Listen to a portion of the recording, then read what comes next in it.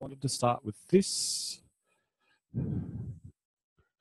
just so that we can work with another tactic.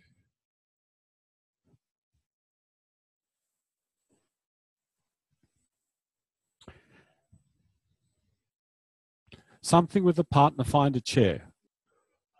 Yeah, yeah. Excellent.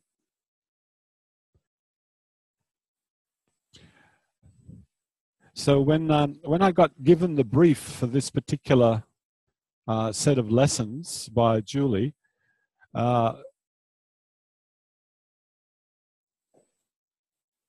knew how much this can get tensed up back here. And then when I watched Feldenkrais teaching those lessons, there are several processes usually he does at the end of a lesson to help relieve this over-contracture of the back.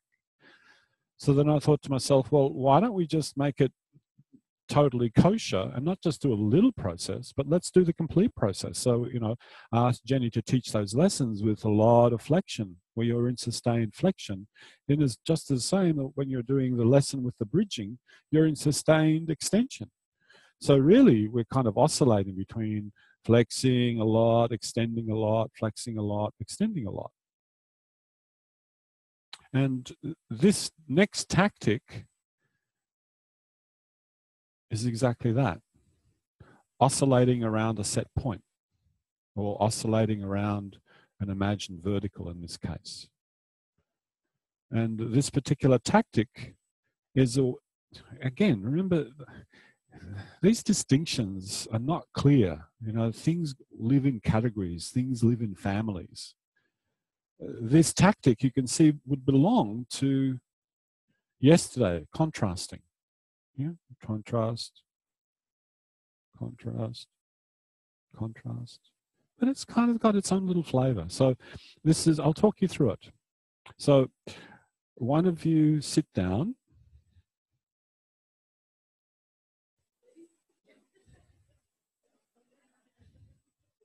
Yes, one person gets to sit. That's good.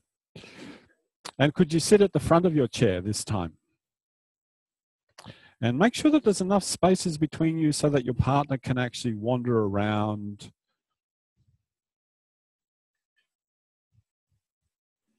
Now, person sitting on the chair, could you please make your best posture?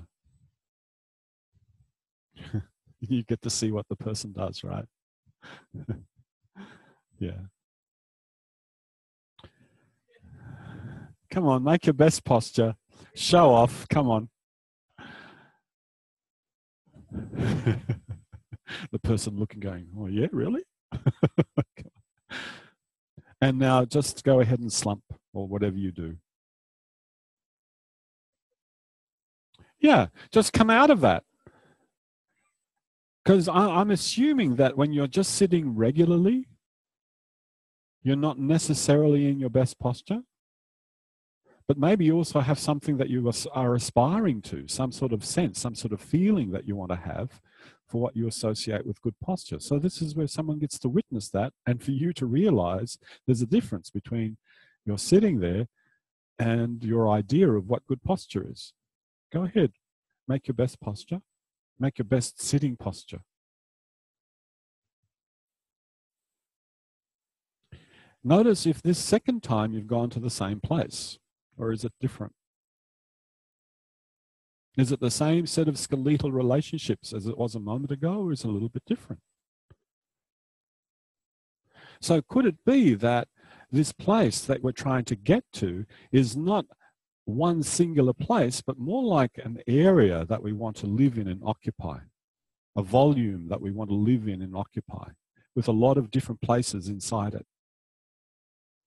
Maybe. Okay. Let that be. And now this is what you get to play with your partner.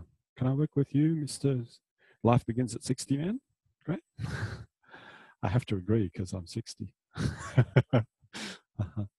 Now, you can work from your partner's head, and it's not a big deal. All you're going to be doing is taking them a bit more into flexion and then taking them a bit more into extension. Taking them a little bit more into flexion, and taking them a little bit more into extension. Taking them a little bit more into flexion, and taking them a little bit more into extension. And all over again.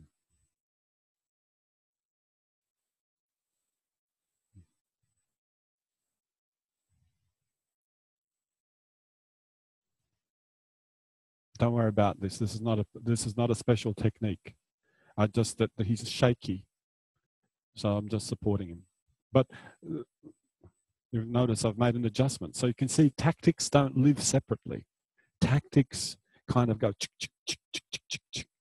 Yeah. But the overarching idea that I still have is flexing. Oh yeah, here it goes. So he likes this, and then extending.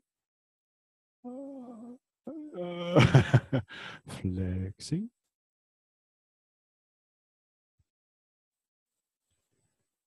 extending. Notice I'm also using another tactic, wandering around all over my hands to different places that I know are involved in flexing and extending. The front of the ribs, the back of the ribs. First rib, could flexing extend from here.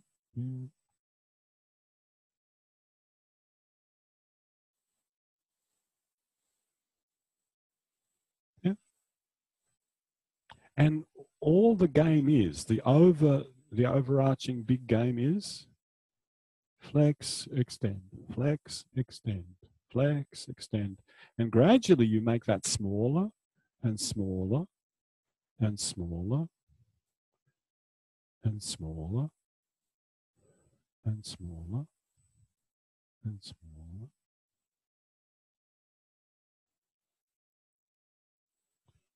And out of that oscillation, because every time they pass through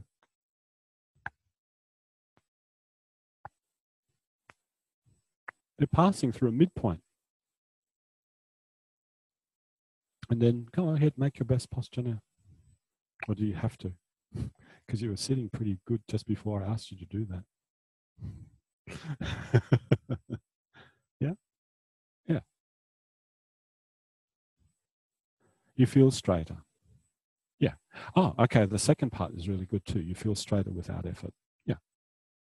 So there's something about the sensations that are generated from doing this and this and this and this that are really important to be able to sense where upright is. And this relates to our talk this morning, yeah? Larry Goldfarb's article, Why Robots Don't Fall Down? Because they correct. And then they fall backwards, and they correct. And they fall forwards and correct. So basically, you're doing all the stuff to correct in the sagittal plane. Forwards, backwards, forwards, backwards. And then you're just oscillating in a small, and that's the result. Yeah. So I hope it's getting clear to you that even though we're identifying tactics, can you see that other things are immediately involved? But you can have an overarching tactic going on. And this one is, oh, that's not up on the board, oscillating around the midpoint or a set point, in this case, vertical and sagittal. Yo, you could do this lesson this way too, right? But this is in line with what we were doing with our ATMs, flexing, extending, flexing, extending. So it makes sense to do something sitting, doing that same thing. All right, off you go. I said I'd talk you through it and then I changed my mind. Sorry.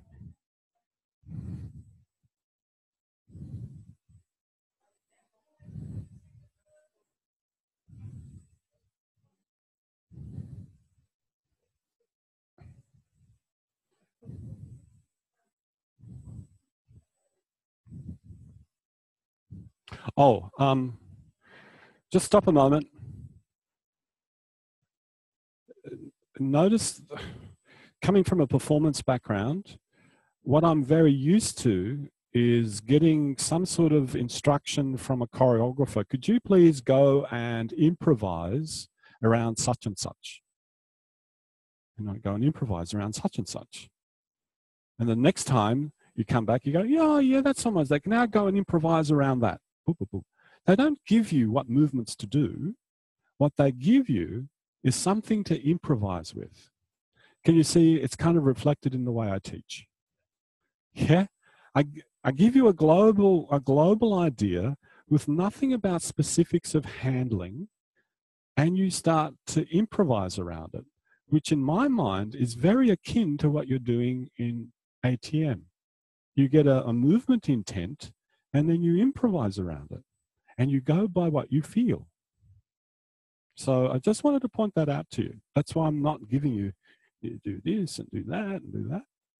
Don't worry. If you have those questions, we're happy to come and converse with you about that. But off you go.